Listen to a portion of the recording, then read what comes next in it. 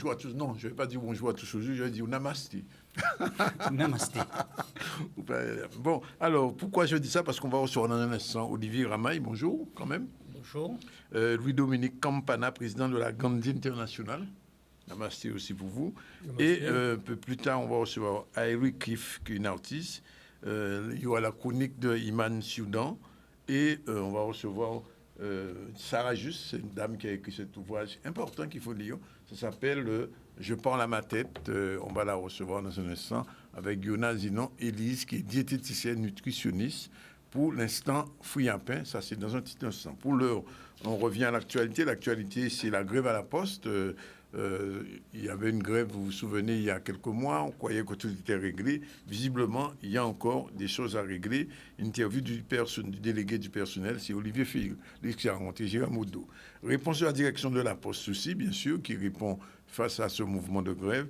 Et puis la lutte contre le harcèlement scolaire, on dira deux petits mots là-dessus, puisque c'est la journée de lutte contre le harcèlement scolaire avec donc la crise que vous connaissez, Christine Gangloff-Ziegler. Et on va terminer par la conférence sur la mini-transat avec Maxime Morel. Et probablement, nous aurons aussi l'intervention de M. Servat, député à l'Assemblée nationale française, concernant les étudiants de nos pays.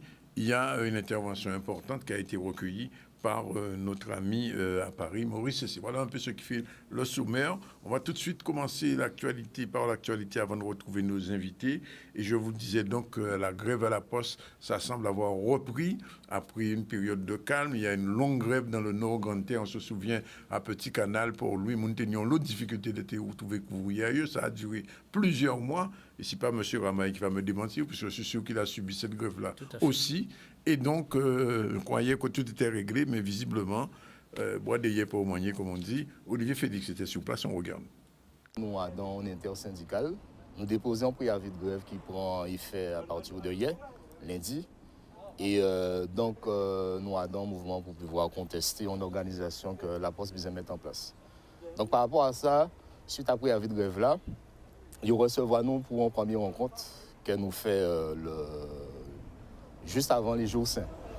Et donc ça n'a pas à rien, rencontre là. Donc ce qui fait que, bon, nous arrêtons les discussions. Alors nous avons un modèle de dialogue social que la Poste a réinventé. Donc son dialogue de sourds. Et donc là, nous avons rencontré, nous avons un espace de discussion et nous pas négocier. Donc nous avons rappelé quand même au niveau du CHSCT, nous alertons concernant les risques psychosociaux. Et d'ailleurs, nous faisons une alerte. Et donc la Poste, il prend quand même écoute de ça, nous dit. Il y a dépêché un cabinet, pour ne pas citer le nom, qui était mandaté pour faire des travaux d'enquête, pour mener au niveau des agents, pour auditionner eux. Et alors que les travaux-là, ils peuvent même rendu conclusion que la Poste a projeté dans une nouvelle organisation. Alors ça nous a dit, l'organisation actuelle, il montrait limite à il pas fonctionner, puisque c'est tout un débat pour il va poser congé. Et là, il va même poser congé, alors il va retourner pour l'activité. C'est le travail qui attend de vous. Donc, à part là, vous voyez mettons sur charge de travail, que la situation là qui est améliorée. Et c'est ça que nous avons dénoncé. Alors, nous avons demandé d'arrêter l'organisation de travail là, combler les positions de postes qui vacants et faire en sorte qu'il y ait une meilleure condition de travail. Donc, c'est tout simplement ça. Donc là, nous, debout de la journée là, donc nous attendons qu'il rappelle nous sur la table de négociation. Nous avons dit que nous ni totale adhésion à la population là. Donc, on va piquer de grève en nous là. Tout le monde qui a passé, il y a lu, il y a voir des pancartes qui sont affichées, il y a voir qu'il y a marqué assis. Et c'est force, c'est mon qui a dit nous, de Kimbé, puisque ce n'est pas normal que nous nous en activité et qu'on seul but d'entreprise à penser, c'est uniquement de faire l'économie et il n'y a pas à penser au dimensionnement humain dans l'organisation de travail là qu'il y a mettre en place. Et l'usager, c'est au quotidien qu'il est impacté, puisque lui-même, il a dit comme ça qu'ils ont colis, ils ont recommandé, on est urgent qui attendent depuis tantôt et qui a posé aux questions, vous qui facteur là, et qui a passé. Donc nous, nos tributaires dans l'activité que nous avons fait, qui sont services publics, et bien l'usager lui-même aussi qui a compati. Et donc c'est tous les jours qu'il a constaté que nous avons des difficultés à acheminer distribution à les objets qui confient en nous dans mission à travail à nous avons fait tous les jours. Alors là, on a entendu le point de vue des facteurs en grève et les raisons de cette grève. Il a tout de suite la réponse de la direction de la Poste. Michel Depape a recueilli les mots de la DG.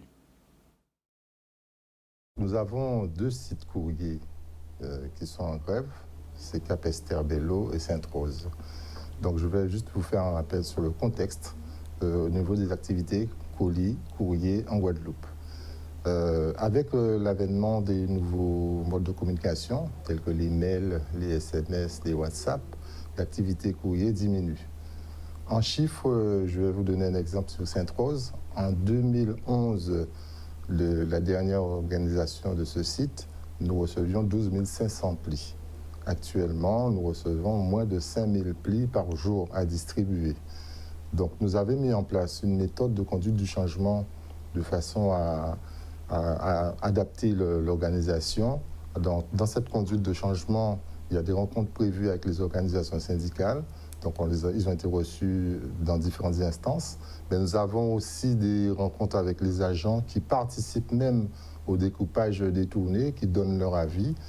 Donc, cette méthode est respectée totalement. Je tiens à préciser, même s'il y a des suppressions de quartiers de lettres, que ça se fait sans licenciement. C'est-à-dire qu'on n'a jamais licencié de personnel jusqu'à cette date. Alors, concernant les rencontres avec les OS, nous avons déjà fait 2 rencontres la semaine dernière et nous prévoyons encore des rencontres aujourd'hui, ce matin sur Petit-Bourg, cet après-midi sur Capesterre. Nous pensons aux clients, donc nous mettons tout en œuvre pour que les clients aient leur courrier dans les meilleurs délais et les meilleures conditions. Voilà où nous en sommes, donc espérons que ce conflit ne va pas durer, puisque nous entrons dans une période particulière, puisque vous savez qu'à la fin de l'année, c'est le moment où les parents envoient des colis à leurs enfants à l'étranger et vice-versa. Donc nous espérons que ça qui règle. Je vous l'ai dit, on reçoit 2 personnes particulièrement intéressantes, puisqu'on parle de M. Olivier Ramaille, qui est le président de l'association Tulsiram, et je vous l'ai dit, de M. Louis-Dominique Campana, président de la Candy International. Alors, pourquoi on les reçoit? C'est parce qu'il va y avoir une Diwali particulière, et M. Ramaille va nous expliquer en 2 mots d'abord son association et le sens du Diwali qu'il va avoir dans les jours qui viennent. Oui, bonjour la Guadeloupe. Donc la Diwali n'a pas un sens plus que les autres. Hein. Donc il faut savoir quand même qu'il y a une particularité. C'est vrai que nous allons organiser la Diwali le 10 vendredi. Le 10 vendredi. Donc en plusieurs volets. Donc dans un premier temps, notre Diwali elle est basée sur une thématique qui est les lumières au service de la paix. Donc cette thématique a été choisie. Donc nous allons travailler sur plusieurs axes, notamment une conférence débat qui sera tenue ce soir en compagnie de M. Campana avec moi, ici présent, avec M. Matoua Parsad, M. Kailachon, Elissi Talou et moi-même, et d'autres participants, bien sûr, à la rotonde de Saint-François à partir de 18h. Donc j'invite à tous ceux qui veulent y participer de venir prendre place parce qu'il est question de la société guadeloupéenne. Alors, vous c'est normal, vous savez ce que c'est que le Diwali, c'est la fête de la lumière, mais il y a le monde qui passe à ça. Alors, explication. Oui, tout à fait. Donc, je commençais par le premier volet, qui est un peu volet un petit peu de la société guadeloupéenne, des lumières. Parce que quand je dis les lumières au service de la paix, je parle bien des personnes qui nous représentent et qui nous ont déjà représentés par le passé, qui ont construit notre Guadeloupe et qui s'efforcent à construire notre Guadeloupe. Tout à fait. Donc, est lumière, toute personne qui œuvre en ce sens-là.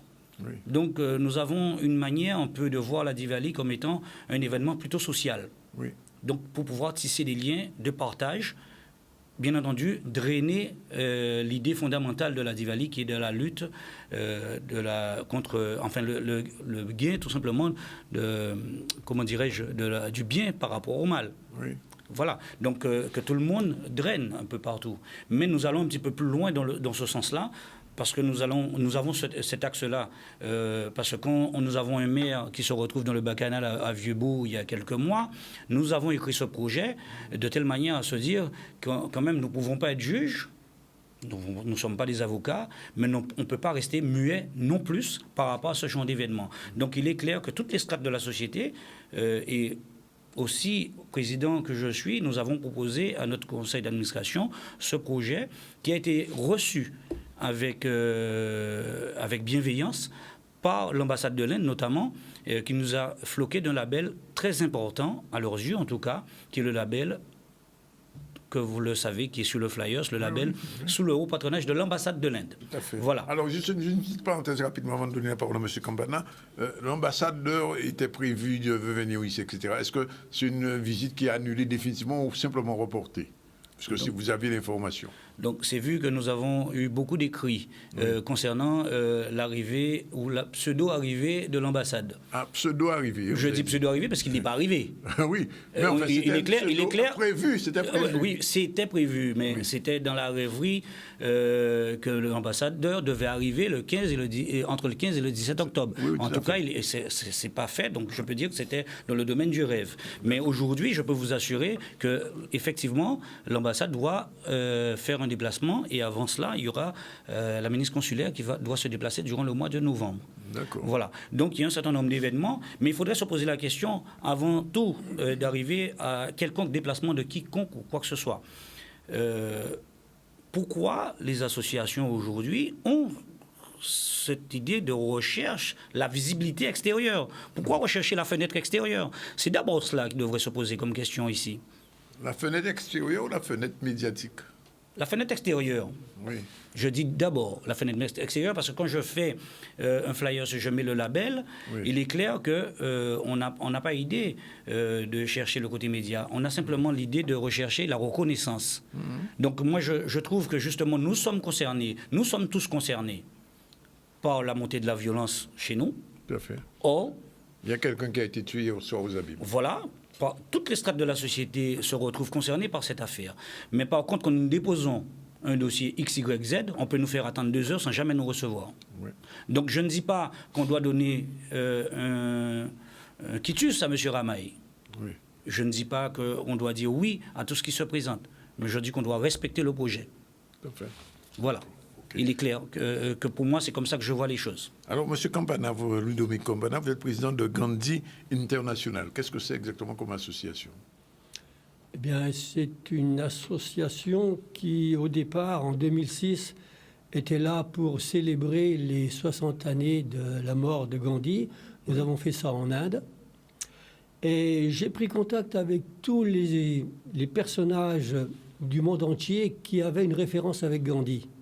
Et on s'est retrouvé à 150 à Wardha, c'est-à-dire l'endroit où Gandhi avait fondé son dernier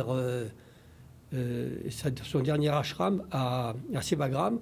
Donc nous étions 150, dont 75 Européens, Américains, Africains, des gens du Japon, des gens d'Amérique latine et 75 Indiens.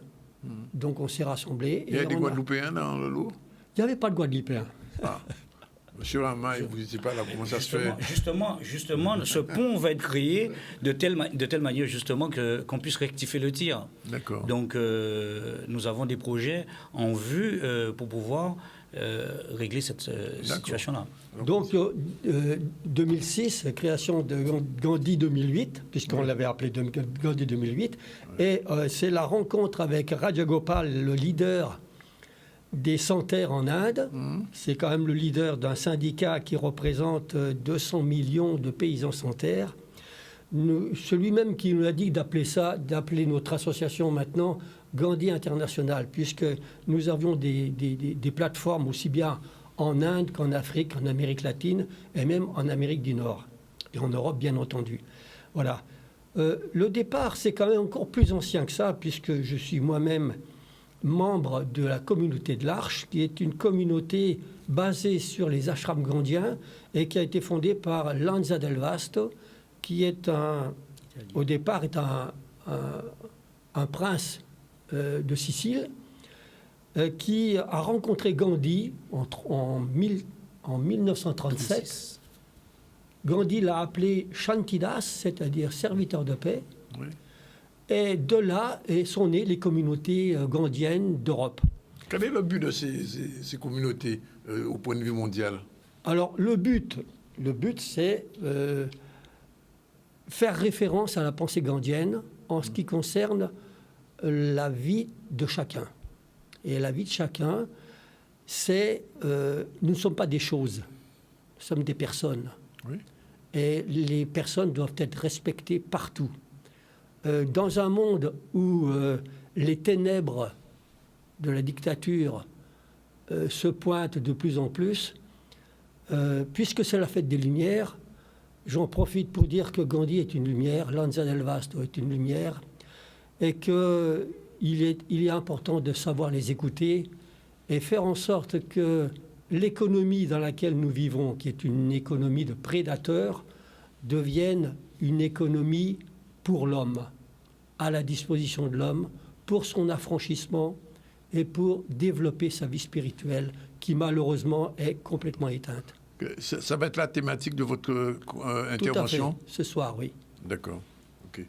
Monsieur Ramaï? Donc justement, il a si bien dit que Gandhi et Lanza del Vasto, ce sont des lumières à leur niveau, à leur échelle. Mais bien entendu, nous avons des personnalités comme M. Kailachon qui sera en charge justement de parler des lumières de la Guadeloupe. Parce que nous manquons aussi, nous Guadeloupéens, un certain nombre de références, un certain nombre de repères.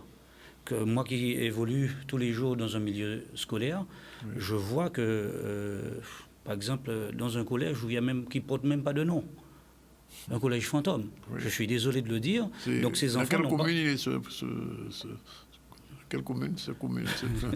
Je suis du côté du Moule. On est du côté du Moule, mais je trouve qu'aujourd'hui... Vous êtes moulien, il faut dire ça. Je suis moulien, je n'ai pas honte de le dire. Je suis fier d'être moulien. Oui. D'accord? Je suis fier d'être moulien et je dois dire aussi, je suis moulien, mais la Diwali que nous organisons se retrouve sur le territoire de la Carle. Donc je suis guadeloupéen. D'accord. Donc avant tout. Donc il faut savoir que tout simplement, donc il est clair que nous devons être en capacité de donner des repères à nos jeunes. Donc M. Kailachon sera en charge justement de mettre en lumière un certain nombre de personnages de son choix. Il a fait beaucoup de recherches, M. Kailachon. Hein. Voilà. Donc c'est un homme qui œuvre beaucoup en ce sens. Donc justement, donc c'est une manière déjà, donc c'est une lumière du lustre guadeloupéen, M. Kailachon. Il faut être en capacité de le dire. Donc de mettre en lumière justement ces personnalités. Et je dis ces personnalités, je dis guadeloupéens. Oui. Et ça, il faut qu'on soit en capacité. Il faut qu'on soit en capacité de le dire parce qu'on ne le répète pas assez souvent.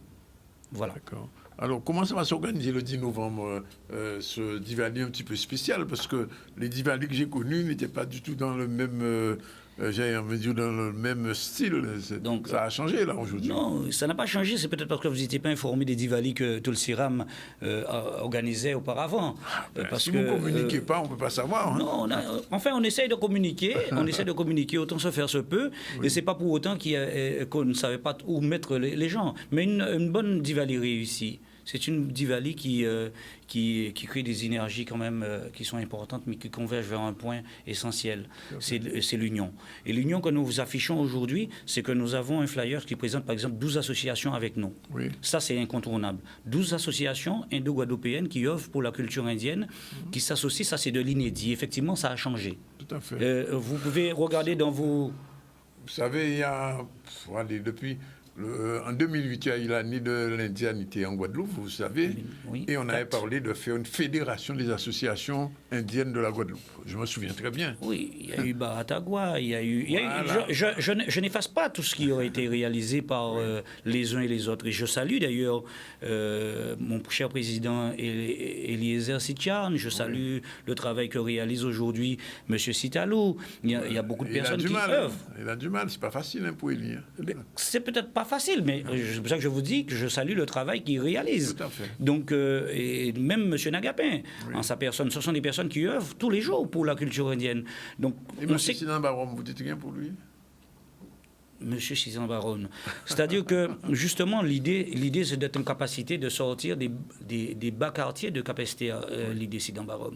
Donc, et je vais même vous dire que la cérémonie officielle de l'ouverture de la Diwali à Saint-François va se faire sur un site où il y a une stèle de Sidan Barom.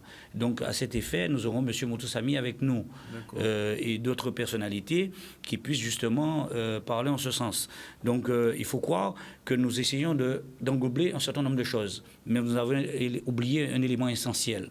Je suis désolé, mais je reviens à jeudi, Oui. parce que demain, nous sommes dans un milieu scolaire où nous allons faire un peu de pédagogie. Parce que nous savons que nous sommes dans la semaine de harcèlement, qui est une forme de violence. Donc, nous allons intervenir au collège de Guinette, justement, avec les jeunes. Donc, notre projet est vraiment d'ordre éducation, dans l'ordre de l'éducation et sociale. Oui. Socio-éducatif. Vous voulez dire qu'il n'est pas religieux? Quand je vous dis, non, je vous ai dit, notre projet s'intitule Lumière en nous. Oui. Lumière en nous, les lumières au service de la paix. Oui, d'accord. D'accord? Oui. Je vous ai parlé de mercredi, je vous ai parlé de jeudi. Oui. Donc, quand on est dans ce cadre-là, on est purement dans le côté laïque des choses. D'accord. Quand on parle de Gandhi, on parle des Lumières de la Guadeloupe, on parle du côté laïque des choses. Oui. Quand on arrive dans le domaine, effectivement, de vendredi, donc je peux comprendre qu'on puisse flirter avec le côté religieux. Et qu'on soit même dans le côté religieux, quelles que soient les fêtes patronales qu'on a dans nos communes. C'est bien beau d'employer le mot laïque un peu partout, mais il n'y a pas une fête patronale qui ne se fait pas sans la messe qui va avec au centre-ville. Voilà. Donc, il va falloir aussi casser des barrières. Donc, il y a des choses qui se font en parallèle, même si ne se font pas de manière médiatisée, mais qui se font. Voilà. Donc, il faut qu'on soit en capacité de le dire. Avant de vous quitter, alors un petit rappel. Donc, le 10, comment ça va s'organiser? À quelle heure? Où exactement? Donc, le 10, donc, il faut savoir que nous avons un programme alléchant. Donc, 12 associations sur un plateau culturel qui est attendu. Avant tout, nous avons un défilé de chars et qui sera très important parce que nous avons... Les chars lumineux, je vois. Chars lumineux, mais nous avons su aussi organiser les chars de Gardel avec nous, les camions de Gardel avec nous. C'est-à-dire que le défilé va se faire... Il est social à ce moment-là. Il est social, c'est-à-dire être en capacité d'allier les piétons et aussi les camions. Donc nous avons sur la nationale de la RN5, avec,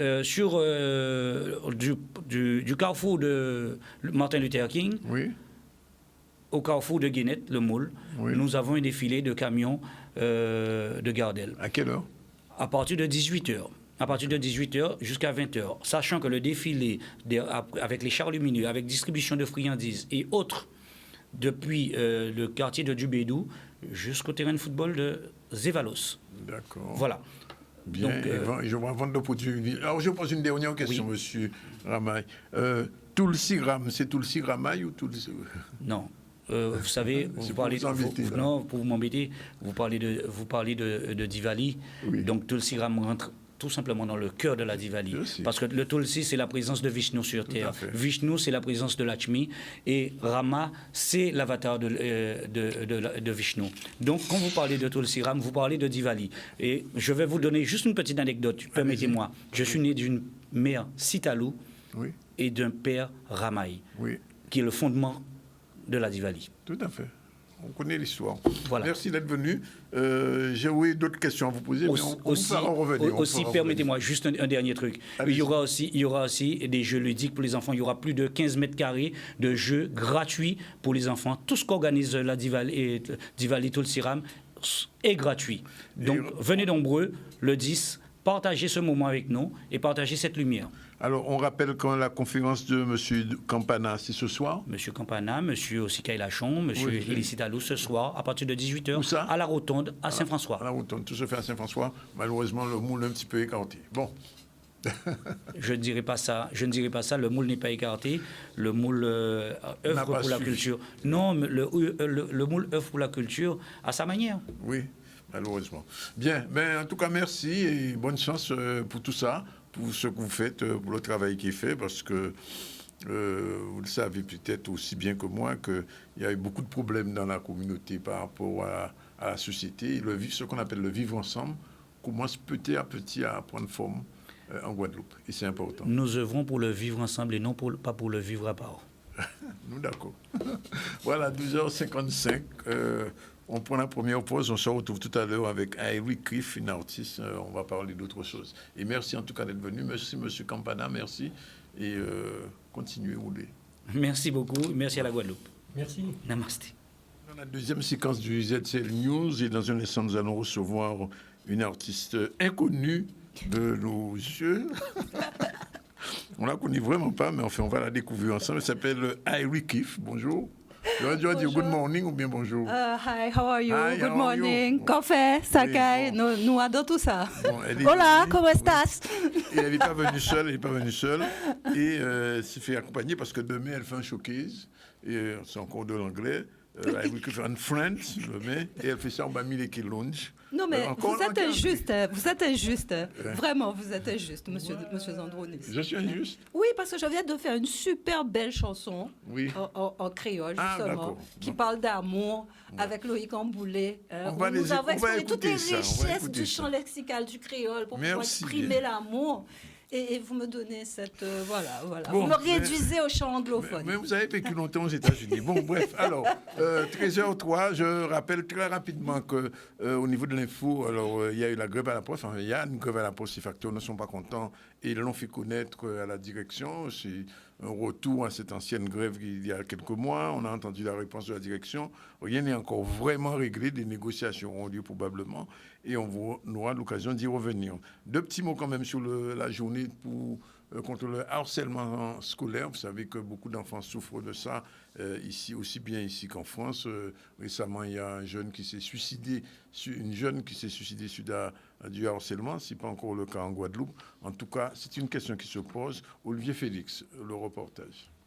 La question du harcèlement doit nous sensibiliser tous. De toute façon, je crois que c'est une œuvre d'utilité publique et chacun doit vraiment être attentif, évidemment à soutenir les victimes, mais en même temps à réguler des harceleurs pour leur permettre de se rendre compte des dommages qu'ils causent par leur attitude. Sur l'année dernière, nous avons eu 220 signalements et 17 en école élémentaire. Donc le cadre le plus sensible, c'est celui du collège. Nous avons des jeunes adolescents, donc c'est là vraiment que nous devons encore amplifier le travail. Et ça se fait à travers le programme phare qui se déploie sur l'ensemble des écoles, des collèges et des lycées de l'académie. C'est toujours très intéressant d'avoir la rectrice pour montrer le travail qui est fait avec les élèves. Et c'est vrai que cette année, dès la rentrée, avec toute l'école, c'est vraiment les 215 élèves de l'école, on a vraiment mis l'accent sur le harcèlement, définir le harcèlement, identifier le harcèlement. Et c'était important pour eux de montrer aussi les outils qu'ils ont mis en place. On a vu des enfants qui sont très conscients des situations qui peuvent naître et ce qui nous réjouit bien sûr c'est de voir aussi leur volonté de s'engager pour prévenir le harcèlement. C'est vrai que quand on a parlé du harcèlement, on les a interrogés après pour savoir si certains d'entre eux pensaient avoir été victimes de harcèlement et on se rend compte que sur 23 élèves par exemple dans ma classe, il y en a quand même 11 qui lèvent la main et qui pensent avoir vécu quelque chose qui se rapprocherait du harcèlement. Donc c'est important pour eux et du coup ça a permis aussi une grande implication des élèves dans le projet et ils sont vraiment au taquet. Ils veulent être là, aller aider les camarades plus petits et vraiment se positionner dessus. Donc une grosse application au niveau des élèves. C'est un travail partenarial, effectivement, puisque nous avons les clubs du Rotary, nous avons également la MAE, puis bien sûr une autrice qui a accepté de s'engager dans ce cadre et sur un modèle très original, à savoir un album sans texte, ce qui permet à chacun de raconter son histoire à partir des images qu'il voit. C'était le but en fait, c'était de faire un album sans texte pour que les enfants puissent s'exprimer, non pas que moi je vienne raconter quelque chose.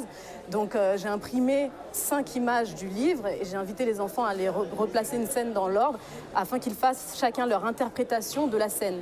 Voilà, ils ont chacun des interprétations différentes, vu qu'il n'y a pas de texte, il n'y a pas d'orientation, et c'est ce qui pour nous est important dans le thème du harcèlement scolaire. Le 9, ce jeudi, nous avons effectivement une journée nationale de lutte contre le harcèlement.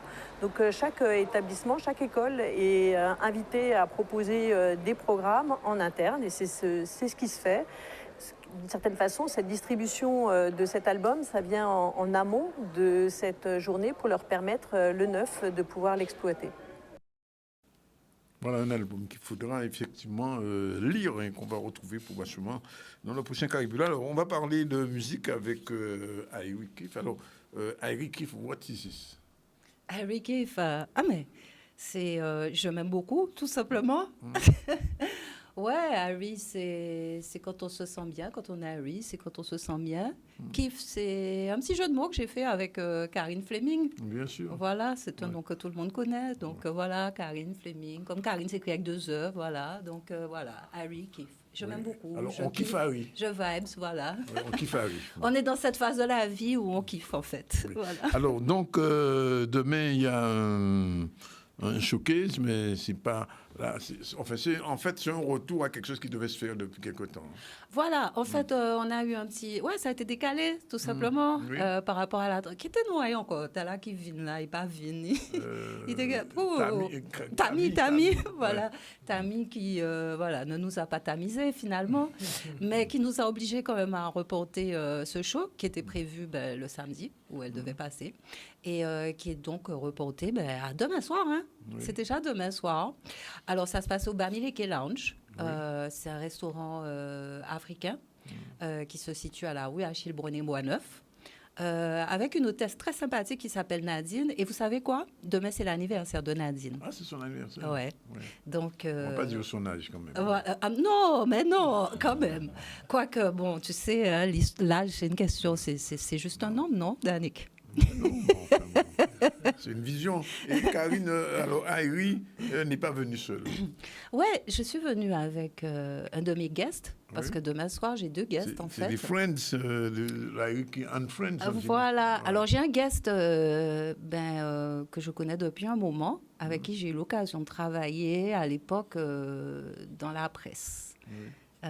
Il s'appelle Laurent Bami. Il était infographiste, je pense que tu le connais aussi. Bien sûr, il est harmoniciste, voilà. Laurent qui a notamment... Changez-moi, mais on va changer, moi. Voilà. Non, Laurent.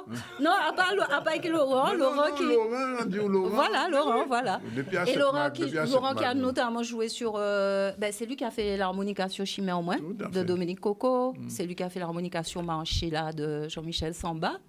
Donc voilà, des artistes que j'aime beaucoup. Et puis Laurent sera à l'harmonica.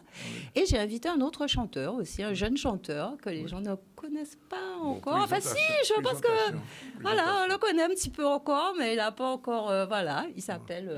je vais le laisser se présenter. Bonjour à tous. Moi, c'est mon vrai prénom, c'est Anthony. Et mon nom d'artiste, c'est Antle. A-N-T-L-E. Et puis, je suis partant pour faire cette aventure avec Aiwi demain. Dans quel style, là? Dans quel style musical? C'est un style qui correspond à mon style de vie, on va dire. C'est mon style de vie que je reproduis dans la musique, tout simplement. D'accord. Et puis, voilà. En fait, demain soir, on sera dans un univers très éclectique, hein, parce que c'est vrai que... Bon...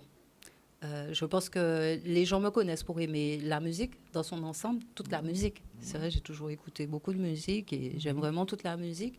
Donc, en fait, moi-même, j'ai pas... Voilà. Je veux dire, par exemple, mon 3e single qui est sorti est complètement différent des 2 premiers. Et c'est vrai que je n'ai pas forcément envie de m'enfermer dans un style. Et le répertoire de demain soir, il sera assez éclectique. Alors, on a prévu des reprises, des petites reprises sympas, voilà, des petits tubes que les gens ils aiment bien. Alors, il y aura des titres originaux aussi, il y aura du reggae, il y aura du zouk, il y aura... il y aura du zouk quand même. Si, mais... C'est du zouk ou du zouk NB? C'est du zouk. On peut créer toutes sortes d'habitats NB ou bien même peut-être qu'ils sont bas, parce que c'est le grand débat du moment. Mais c'est toujours du zouk. Alors, quelle que soit la sauce à laquelle on le met, c'est toujours du zouk. Il y a en toute sauce. Et en toute sauce, voilà. Il y a un petit peu de... Il y a du NB aussi.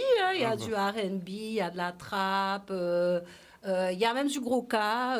En fait, tout ce qui fait vraiment pour moi la musique, quoi, et la richesse musicale qu'on retrouve aussi en Guadeloupe, parce que c'est vrai que, oui, on a des styles qui sont bien à nous, qui sont bien originaux, qu'on a créés et tout. On a le gros cas, on a la biguine, on a le zouk, on a des choses qui nous sont propres. Mais c'est vrai qu'on est quand même sur une île où il y a beaucoup de brassage culturel, ne serait-ce qu'au niveau de la population. Voilà, c'est une île sur laquelle il y a beaucoup de personnes qui viennent de territoires étrangers et on a toujours été très attirés par la musique. Donc, en fait, les Guadeloupéens, ils touchent à tout. Je discutais il y a quelques années avec Woody Benjamin et il me disait que, ouais, c'est quelque chose d'assez extraordinaire ici et je pense que c'est une vraie richesse. C'est-à-dire qu'on ne se rend pas compte à quel point on est versatile. Et en même temps, on est ancré dans notre culture, mais en même temps, on n'a pas peur d'explorer. On est polyculturel. On va écouter un petit extrait quand même. I want you to be right over me. Feel your arm. Alors, le son. Ah ben oui.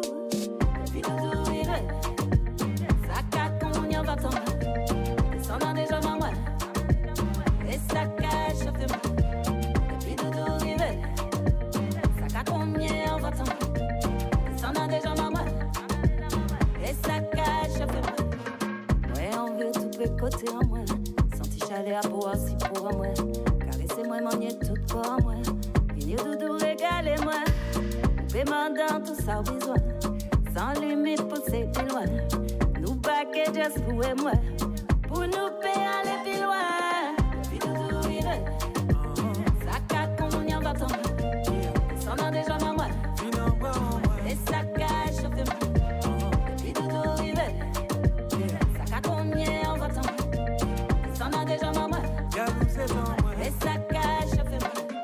T'es bien qu'on est mademoiselle, c'est lui moi fait tout, c'est lui fait moi toucher, c'est là. Yalou tellement belle, personne à dire, elle ou ni anti ou miel là. Au sol la panique, katimini, vini, ou que pas moi ça outini, baby.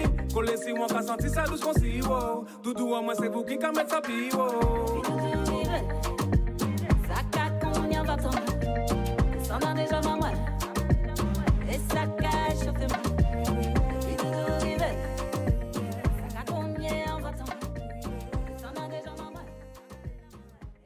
Ce que je disais, c'est du Zouk &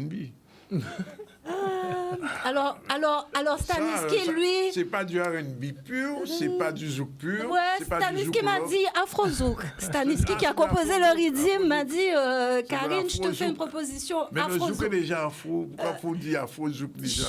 Écoutez, les appellations, tu sais, c'est comme le fait que la... Bah, écoute, tu sais, quand tu comme vas... j'aime dire l'Afro-Goka. Il y a plein de choses. Tu sais, il y a plein de choses à revoir au niveau des appellations.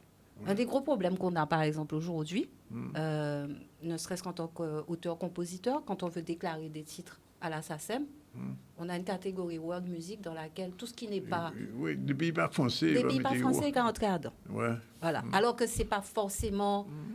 Voilà. Ça, en fait, en vrai, World Music, ça veut dire quoi? Parce que toute la musique, elle est du monde, en fait. Alors pourquoi... C'est quoi cette catégorie? Je veux dire, il y a tellement... Tu sais, c'est comme on dit piment végétarien, en fait. C'est pas seulement dans la musique.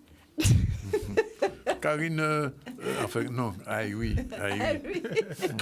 Encore habitué. Donc, tu vois bien que le titre, il est en anglais, il est en français, en créole quand même. Oui. Voilà, alors on a décidé de sous-titrer en anglais parce qu'on trouvait que c'était intéressant de pouvoir faire cette passerelle entre les deux langages. D'autant plus que j'ai trouvé ça assez facile à faire. Oui, nous sommes caribéens quand même. Parce que écoute, la façon dont la Caraïbe parle l'anglais, le broken English, c'est un peu la façon dont on parle notre créole aussi. Donc, il y a beaucoup de similarités grammaticales et c'était assez facile à traduire en anglais. Donc, voilà. Et c'était dans l'objectif aussi... C'est un anglais créole. Voilà, d'essayer de faire traverser les choses, que les gens, puissent comprendre ce qu'on dit à travers...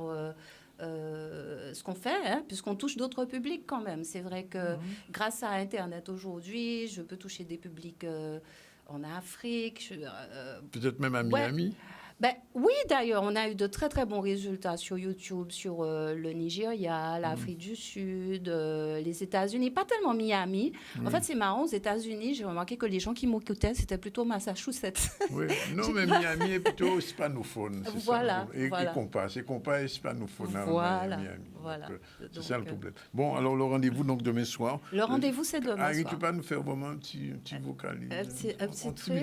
C'est vrai, on a rien. Alors, qu'est-ce qu'on fait? On a un truc qu'on peut faire à deux. Mais oui. À Capella, je sais pas. Allez, je réfléchis. Allez, je vais faire un petit aussi belle. Même 15 secondes. Chaque matin, l'on qu'a levé, c'est rien qui vaut moins qu'à songer.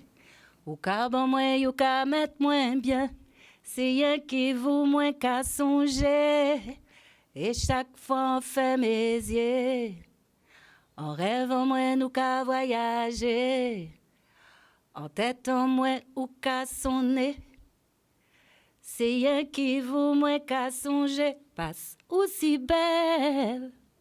Pas mal, bon, bravo. Voilà, ça c'est une petite chanson que j'ai Bien. dédiée à la musique et qui s'appelle Frida et qui fait partie du répertoire de demain. D'accord. Venez écouter les titres qu'on a fait ensemble avec pense que Ansel. c'est Ouais, mieux. je pense que voilà, c'est mieux. Donc Bon. demain soir à partir de 18h. 18h ou Alors, Mileke Lounge, c'est à la rue Achille-René Boisneuf, après ouais, t'habites, la rue des Banques. on commence à connaître. C'est juste C'est en pas face loin de la BNP. Voilà, pas loin de la BNP. Là où musique, en face de là où Musique Caraïbe se trouvait à avant, fait. pour les gens qui ne connaissent pas.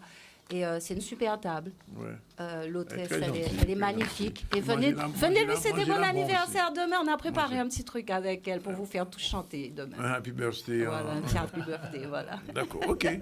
Bon, ben après, bref, là, c'est que moi. 18h18, merci d'être venu. La chronique de Iman, tout de suite là, puisque Iman aujourd'hui va nous parler d'un truc très particulier. Écoutez un petit peu. Quand si vous êtes perdu, vous allez vous retrouver. C'est parti.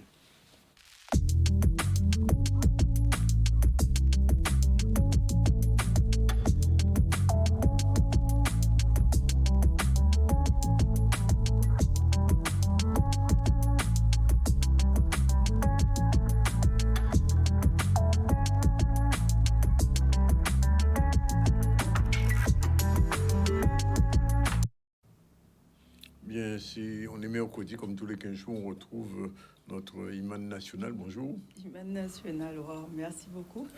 Je suis un petit peu perdu depuis ce matin. Oh là là, il faut trouver son chemin, alors on va parler de ça. On va parler de ça? Oui, justement.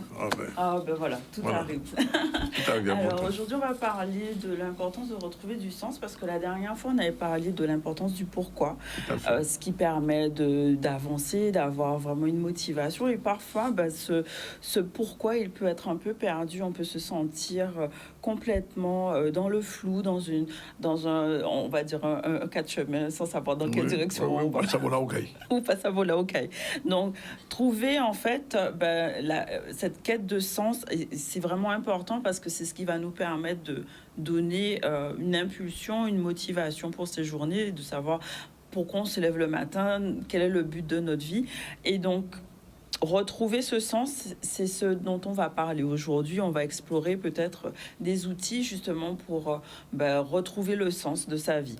Donc comment on va faire? Déjà dans une première partie, on va se dire que se sentir perdu, c'est plus qu'une émotion, c'est vraiment une sensation profonde de confusion totale. On est dans un flou. On est dans le noir. On se sent... Ce qu'on appelle perdre ses repères. Perdre ses repères, exactement. C'est une déstabilisation, on va dire, dans le temps, dans l'espace, dans sa vie, dans ses relations, dans tous les aspects de son existence, en fait.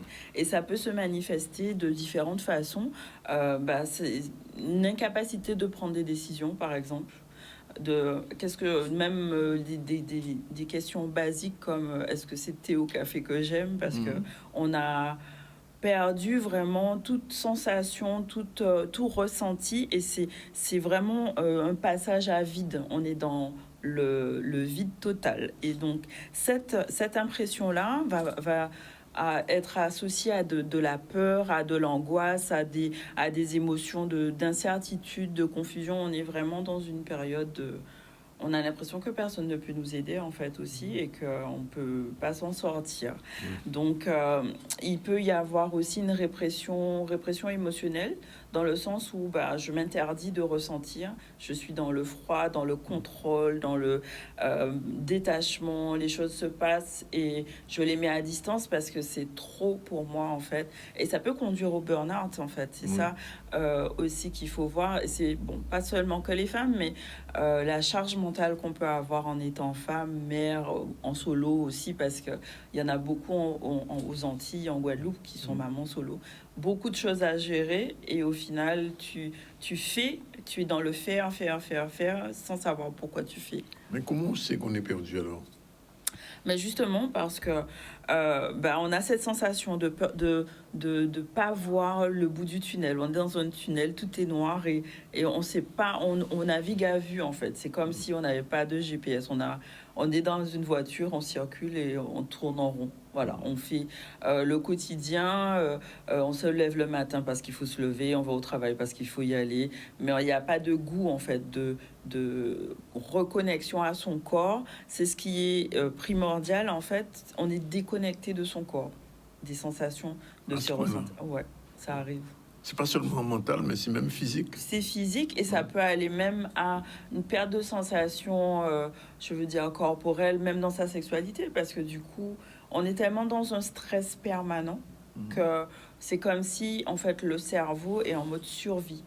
Et donc, on est vraiment dans ce mode où le stress vient, on a une surcharge de cortisol parce que c'est l'hormone du stress et c'est ce qui va ça va me déconnecter complètement de mon corps et même de mes sensations, de ma libido, de ma sexualité, de tout en fait. Et c'est vraiment un épuisement qui va arriver nerveux, on va arriver au lâcher prise. Enfin, on lâche la cascode, comme on a dit hier ou avant-hier.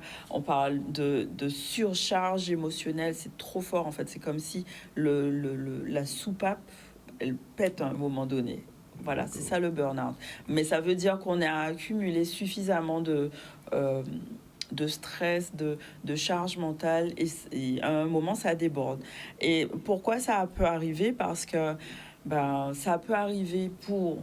perte de lien, par exemple décès, ça c'est normal, c'est un petit peu de sens parce qu'on a une rupture amoureuse, une rupture professionnelle, c'est des choses qui vont casser un peu le quotidien et qui vont arriver. En fait, on n'arrive plus à processer en fait ce problème et ça va faire que au fur et à mesure on encaisse jusqu'à je sais même plus pourquoi j'encaisse en fait, je fais les choses sans le savoir. D'accord. Et alors, mais pourquoi on peut se sentir comme ça, alors, se sentir perdu? Parce qu'on a dit qu'est-ce qu'il fait, mais pourquoi? Alors, en fait, c'est le système nerveux qui est en surcharge. Donc, on est en mode survie. C'est comme le système limbique, en fait, qui est dans le cerveau. Et il peut plus subvenir à une régulation émotionnelle suffisante pour permettre aux gens de se sentir bien, de se sentir épanoui. C'est plus possible en fait. C'est comme si un niveau un seuil qui est arrivé et on a dépassé ce seuil. Finalement, on sait pas comment faire. Et donc l'idée, c'est de pouvoir déjà revenir à son corps et à une réflexion intérieure, donc se donner du temps, de l'espace pour accepter ce moment de perte, parce que si on se perd, ça veut dire que c'est une invitation à pouvoir redonner du sens, à retrouver, à explorer en fait ce qui peut être important pour soi. C'est vraiment ça. Donc, se poser des questions, on peut remettre peut-être les questions en fond d'écran parce que c'est important d'avoir cet espace de journaling, d'écriture. Donc, les questions, qu'est-ce qui fait que je me sens perdue? À quel moment j'ai perdu justement le fil en fait je me suis retrouvée submergée par des décisions, par des choix à faire. Si on peut voir à l'écran les questions comme ça, les gens pourront peut-être faire une photo et se prendre du temps vraiment pour répondre à ces questions. Est-ce que mes actions sont alignées? Est-ce que c'est aligné avec mes valeurs, avec ce que je veux réaliser? Quelles sont mes aspirations? Est-ce que mes actions, mes valeurs, mes aspirations me permettent de me sentir totalement épanouie? Qu'est-ce qui m'empêche de prendre des décisions alignées, en fait? Est-ce que j'ai peur? Est-ce que j'ai peur de l'inconnu? Est-ce que j'ai peur de l'échec? Est-ce que je suis trop perfectionniste ou critique envers moi-même? Donc, c'est le slide d'avant où il y a toutes les questions. Et donc d'explorer ses pensées, ses émotions, d'écrire pour permettre de clarifier en fait, de vraiment poser en fait son cerveau, parce que souvent quand on est perdu, on se pose plein de questions, on est dans un cycle en fait infernal, et de pouvoir les poser par écrit permettre de décharger vraiment la charge émotionnelle. La charge émotionnelle qui est liée à ça. Et de se poser aussi des questions par rapport à ces valeurs. Qu'est-ce qui est important? C'est quoi les valeurs qui sont importantes pour moi, qui me permettent de donner du sens? Est-ce que c'est la famille? Est-ce que c'est la liberté? Est-ce que ces choses qui vont donner du sens à ma vie, de les identifier vraiment clairement et de poser des actions en fonction de ces valeurs-là. Donc, si la liberté, c'est important pour moi, peut-être que le travail que je fais actuellement, qui est salarié ou fonctionnaire, est-ce que c'est totalement aligné avec ça? Ou bien est-ce que je peux décider d'avoir une activité annexe qui me permet de me sentir épanouie? Donc, ça va être l'occasion de se fixer des objectifs qui tiennent vraiment à cœur. Donc, des objectifs qui sont en lien avec la carrière, avec son développement personnel. Peut-être que spirituellement, j'ai besoin de me nourrir. Peut-être que dans ma famille ou dans d'autres aspects de ma vie, j'ai besoin d'avoir du soutien. Donc, diviser ces objectifs-là et de se dire, 2024, c'est bientôt. C'est l'occasion de faire le bilan aussi pour pouvoir, 2024, actionner de façon utile, claire et gérable, en fait, pour soi, pour son cerveau, pour son corps. Comment je peux reconnecter à mon corps? C'est important aussi. Le corps, c'est vraiment une boussole. Oui. C'est la boussole principale. Donc, que ça soit mes ressentis physiques, mais aussi mes émotions sont là aussi pour me dire attention, ça c'est pas en accord avec toi. Attention, ça c'est en accord, ça c'est la joie, c'est une sensation agréable. Donc retrouver encore plus de joie en fait dans sa vie. Des petites choses, établir des connexions importantes avec son entourage. Est-ce que mon entourage me nourrit? Ou est-ce que c'est des relations toxiques? Est-ce que c'est des relations qui me drainent? Ou bien est-ce que c'est des relations qui m'apportent? Donc peut-être avoir des actions de bénévolat. Là, on va rentrer dans une phase fin d'année où il y a beaucoup d'actions bénévoles. Peut-être que je peux m'investir dans ces relations-là et ça va nourrir le sens. Vraiment, je vais avoir une vision un peu plus large de ce qui m'apporte du sens. Donc voilà, pratiquer aussi la gratitude, c'est important. Trouver, en chercher l'inspiration là où il y en a. Donc il y a peut-être des gens, des éléments, de la musique, de la littérature, des personnes qui peuvent me porter en fait et me permettre de retrouver le sens vraiment de la vie et d'être patient aussi avec soi, c'est important. Et donc le sens de la vie, c'est pas juste quelque chose que l'on trouve, mais c'est quelque chose qu'on va créer. Et on va, en suivant nos valeurs, comme je disais, en poursuivant les passions, donc chercher qu'est-ce qui me passionne, et en cultivant des connexions importantes, on va pouvoir donner un sens à sa vie, à son existence. Voilà. J'étais un petit peu perdu. À la fin de cette chronique, je me suis retrouvé et je continue le ZCL sans problème. Super. À bientôt, à très Iman. bientôt.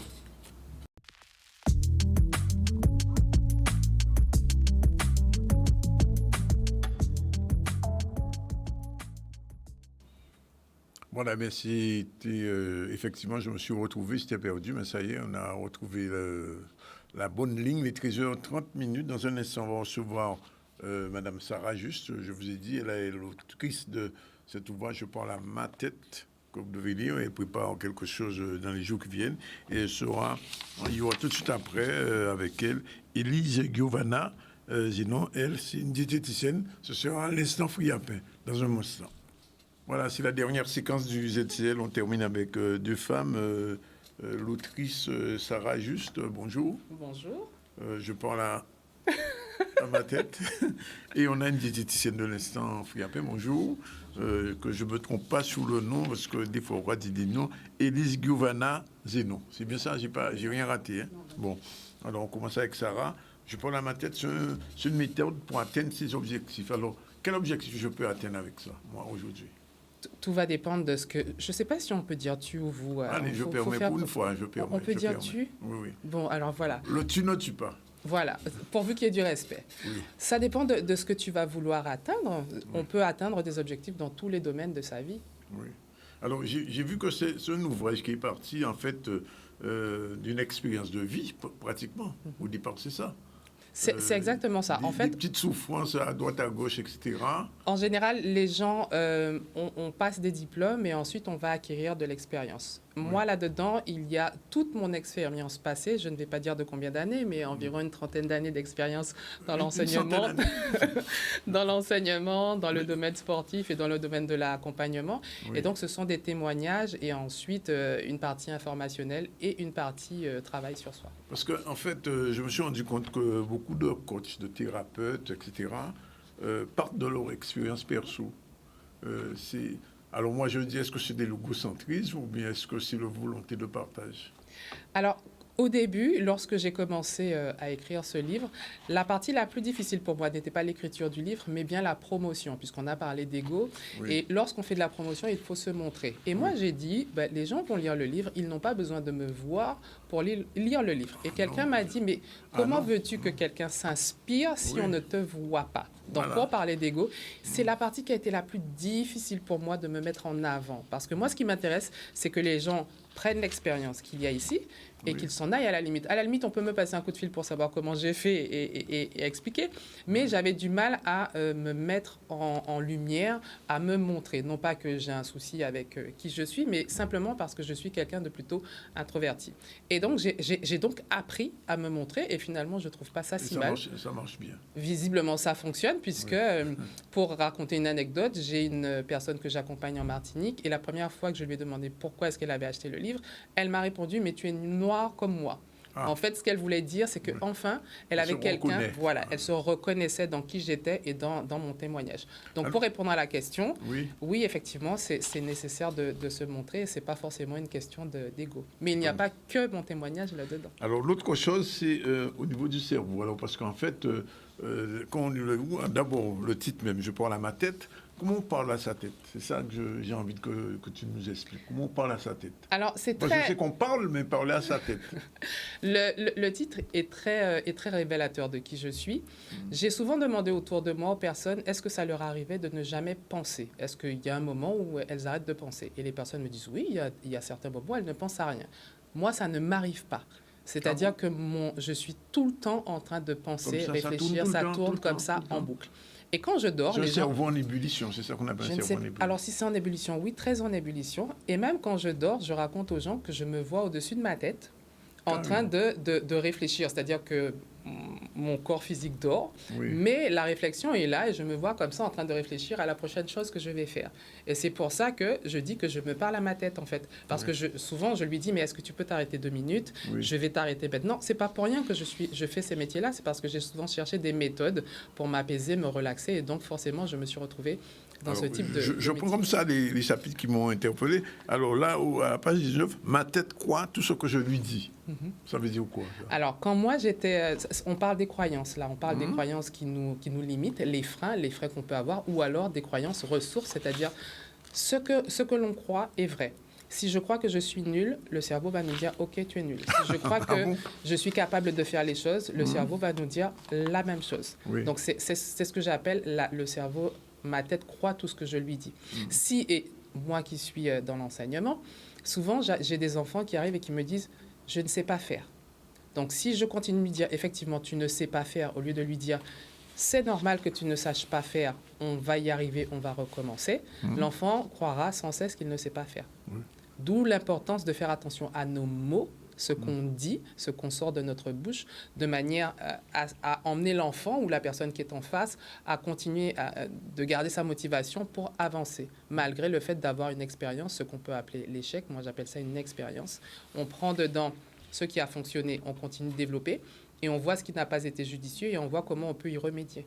Alors, le gros problème de beaucoup de personnes, c'est quelquefois l'impossibilité de se projeter, ce qu'on appelle la visualisation.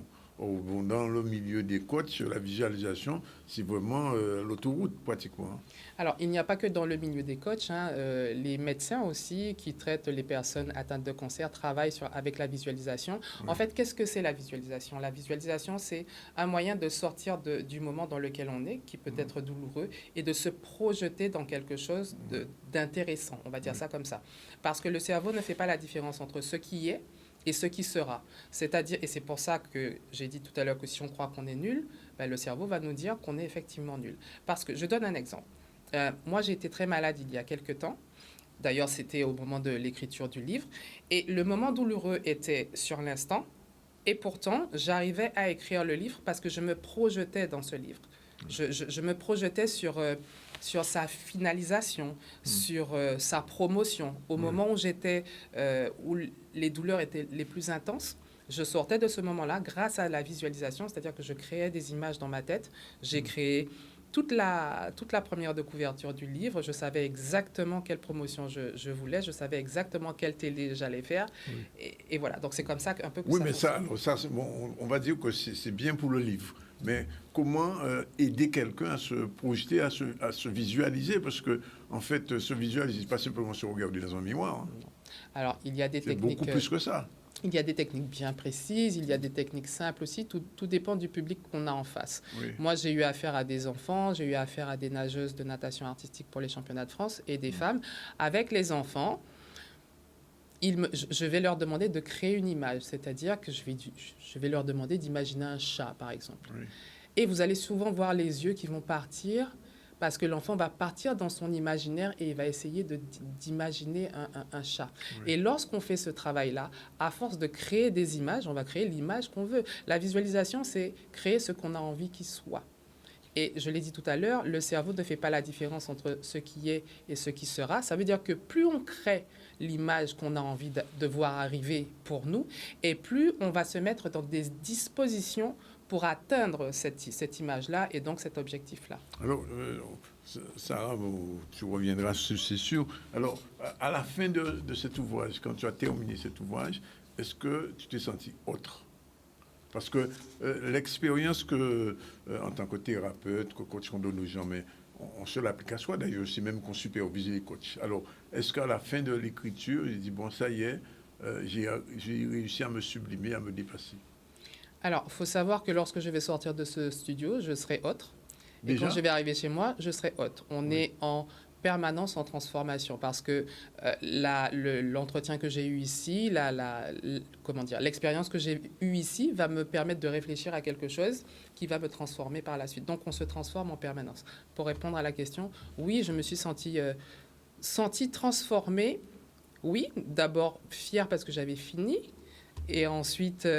fière aussi parce que je savais qu'enfin, j'avais réalisé ce que je voulais réaliser, donc j'avais atteint mon objectif. Et surtout, j'allais pouvoir inspirer quelqu'un d'autre qui ensuite, à son tour, va pouvoir inspirer quelqu'un d'autre. Parce que c'est ça l'idée.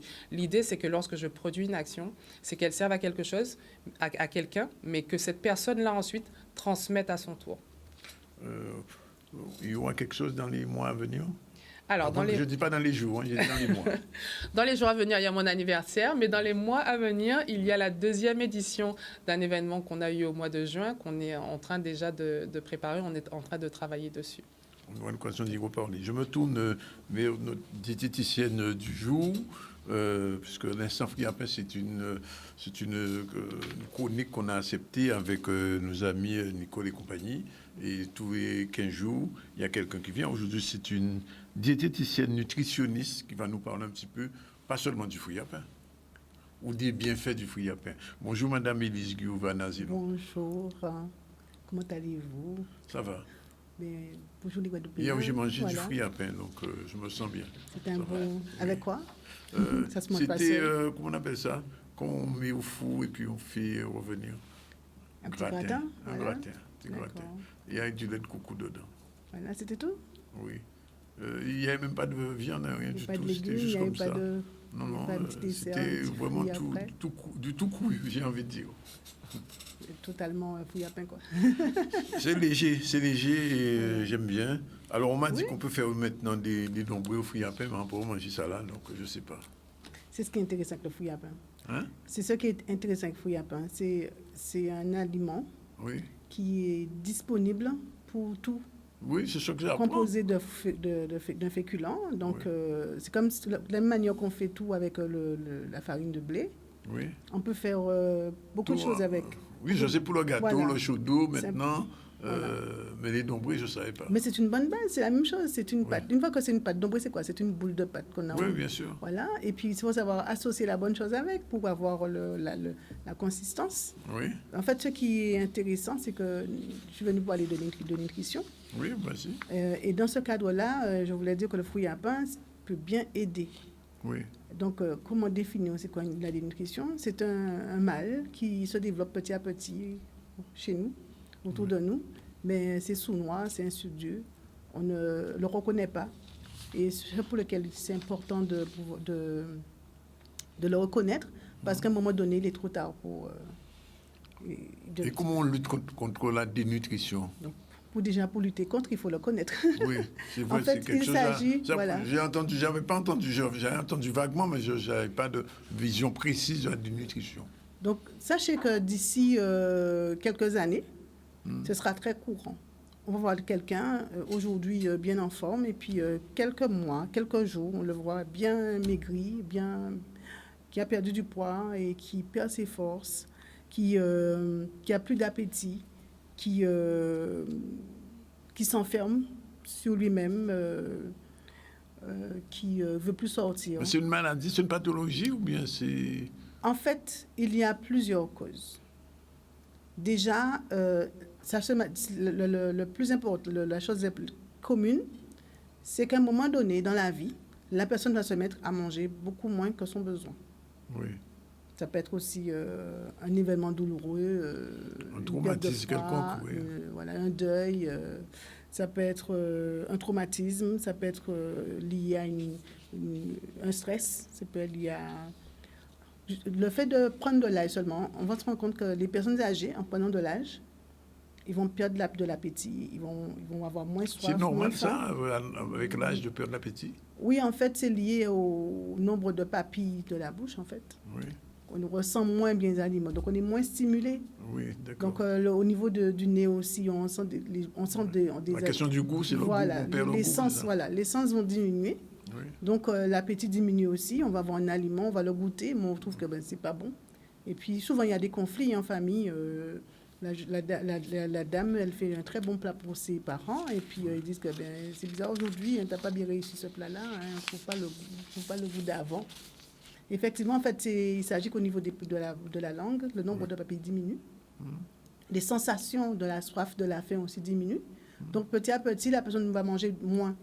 Ce qui est contradictoire parce que la personne âgée, son besoin va rester presque aussi élevé que lorsqu'il avait 60 ans ou 55 ans, et alors qu'il va se mettre à manger de moins en moins. Sans se rendre compte petit à petit son besoin alimentaire pour vivre, fonctionner, voilà, ne sera pas couvert par son alimentation. Mais il y a d'autres causes aussi, hein. Il y a des causes de maladies, cancer, voilà. La fatigue aussi, ou bien peut-être. Problèmes digestifs liés aux conduits qui ne fonctionnent pas, on a mal au ventre, on n'est pas bien, quoi, on ne mange pas. Et le fait que ça va durer un certain temps, et donc la personne va prendre du poids, particulièrement les muscles de son corps, et perdre sa force, perdre sa vitalité. Et on sait que la personne âgée est un profil professionnel de la population qui est à risque. Donc c'est pour ça qu'on va commencer à en parler. Oui.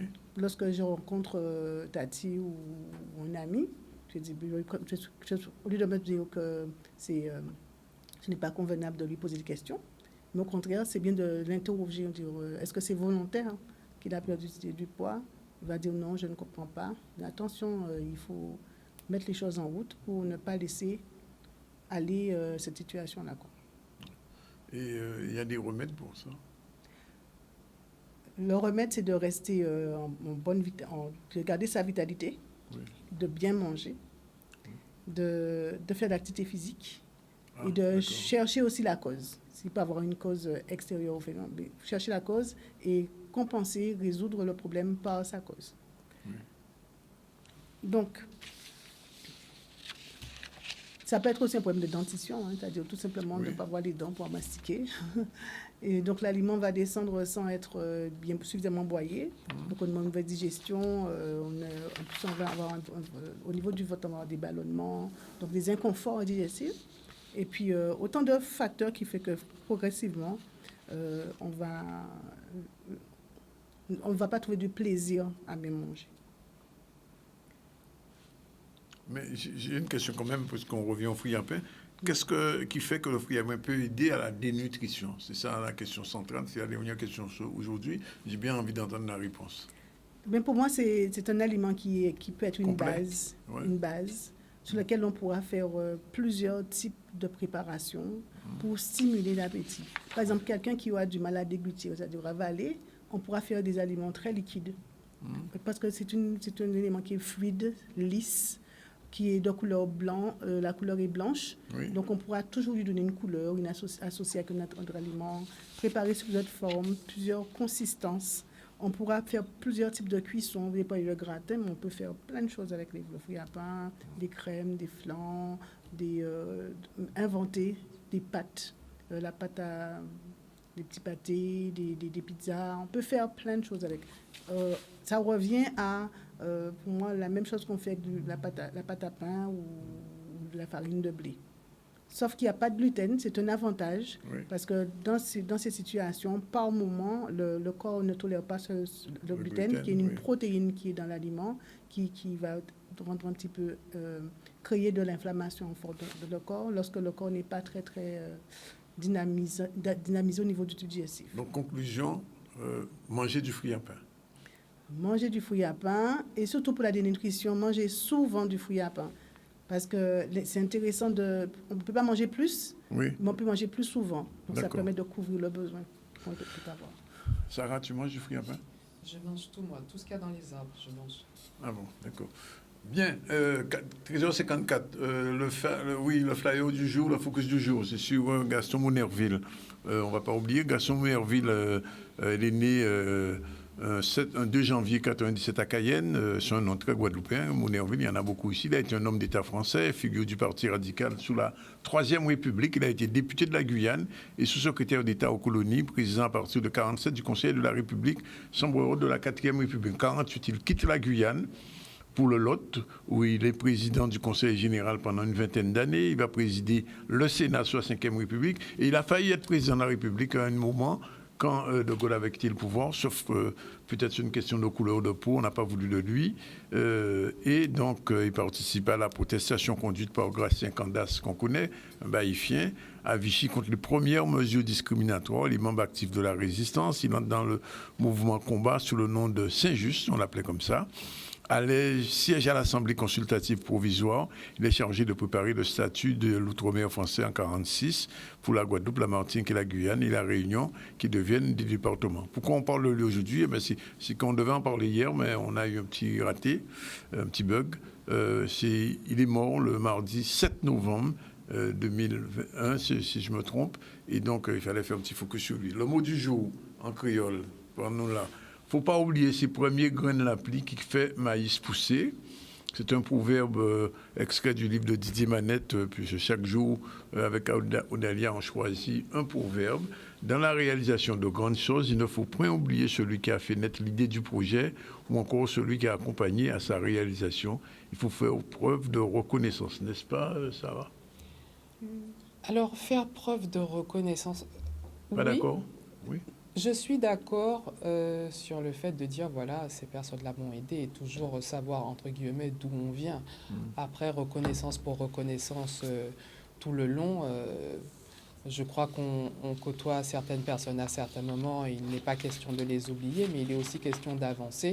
Et c'est pas parce qu'on va avancer, notre évolution ne dépend pas non plus que d'une personne. Donc c'est important de dire merci et de reconnaître, mais ensuite, il faut faire son chemin. Merci. Donc, je rappelle que depuis le début du ZCL, on a reçu donc aujourd'hui Olivier Ramaille, qui est le président de la Tulsi Ram. Pourquoi? Parce que il va avoir la Diwali 2023 sous le haut patronage de l'ambassade de l'Inde. Il a bien expliqué ça. Ça se fera non pas au Moule, mais à Saint-François, avec à 17h l'allumage de lampes à Fontbiré, la mort symbolique dans les camions lumineux et chars, et puis le podium artistique Diwali. C'est la fête de la lumière, si vous ne le saviez pas, il faut le savoir. On a reçu ensuite Ivy Cliff, qui est une chanteuse, qui est un showcase demain soir au Bamileke Lounge. Il faut y être, c'est la veille de l'anniversaire de Sarah, peut-être qu'elle y sera.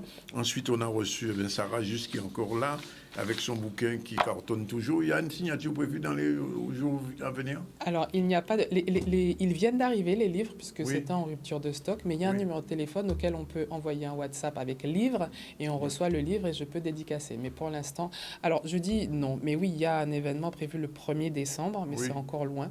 Oui. J'en parlerai, mais le 1er décembre à la médiathèque, il y a On aura quelque chose de l'occasion d'y prévu. revenir. Ça, Je reviens, c'est ma maison maintenant.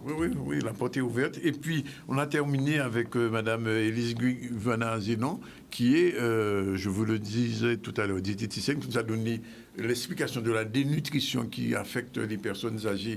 Donc, pour faire attention. Mais il y a un remède sur le fruit à pain qu'on peut manger en toutes sauces. Et ça aussi, c'est important. L'actualité, c'était la grève alliée à la Poste. On a entendu les délégués du personnel, la réponse de la direction, la lutte contre le harcèlement. C'était la journée hier à l'école. Contre le harcèlement scolaire. C'est demain, on y travaille demain. Et puis, la conférence de Mini Transat. On en parlera demain là, de l'intervention de CERVA à l'Assemblée nationale concernant les étudiants de nos territoires. Voilà, il est 13h58. On vous remercie. On remercie Madame. Oui? On va parler de la manifestation du 15 novembre. Du 15 novembre? Au Lamentin.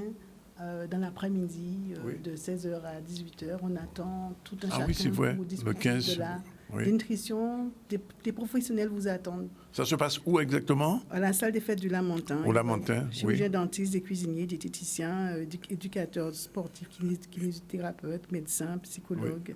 Et c'est l'association Nouvelle Voie Avec la qui est toujours dans l'année du fruit à pain 2023. Je ne sais pas ce que ce sera 2024. En tout cas, on vous remercie d'être avec nous tous les jours de 12h30 à 14h. On vous retrouve demain à la même heure pour une autre série d'émissions avec d'autres invités aussi intéressants.